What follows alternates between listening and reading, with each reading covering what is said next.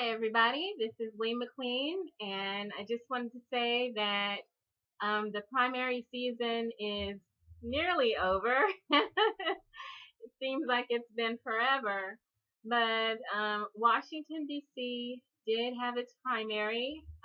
There were down ballot. There's a down ballot candidate. I think his name was Drew Franklin, and I don't know the results of Drew Franklin's voting. But there were other states that also voted for down ballot candidates on the 14th. And that was Maine, North Dakota, Nevada, South Carolina, and Virginia. And I haven't been able to get updates on those states because I've been looking specifically at the BernieCrats.net list because I'm interested to seeing how many progressive candidates have won their primaries. And I keep track at BernieCrats.net, and I'll have the link in the description because there's also a schedule of more down ballot voting to come. So it's not really over. It's still ongoing. It's basically going to go all the way to September as various states start electing down ballot. Most states elected or had their primary elections with the presidential primary, and then some have them separated out.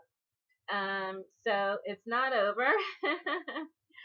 There's going to be down ballot voting on June 28th.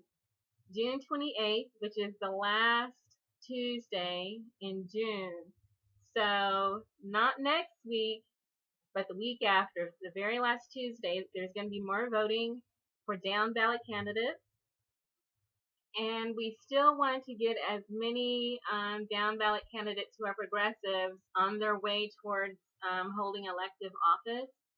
There's specific legislation that we need progressives to address, either to move forward or to block. We need our progressive candidates to look out for the interest of the people and to hold other lawmakers accountable and to basically make sure we have good changes at the local and state level, or if they're going to Washington at the federal level. So we have more down ballot voting in Colorado, which is June 28th, and in New York. Down ballot voting in New York on June 28th. Down ballot voting in Oklahoma on June 28th. And then down ballot voting in Utah on June 28th. And look carefully because Bernie has been endorsing some of these candidates. He's got candidates that he's endorsed in New York and in Utah. And you can find those endorsements at BernieCrats.net because it'll list, there's a flag by each name that where specifically Bernie said, I definitely need this person to go into office. And he's got some kind of long-range plan, and he needs us to help him get that plan going forward. So we're kind of in a strange waiting period as we find out what's happening with at the top of the ticket in terms of the Democrat Party. This conversations between Bernie Sanders and Hillary Clinton.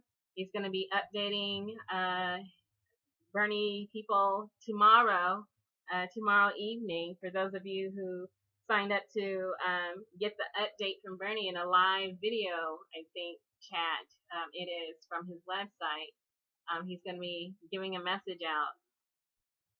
But in the meantime, we can still plan to continue voting and supporting and campaigning and fundraising for the down ballot candidates.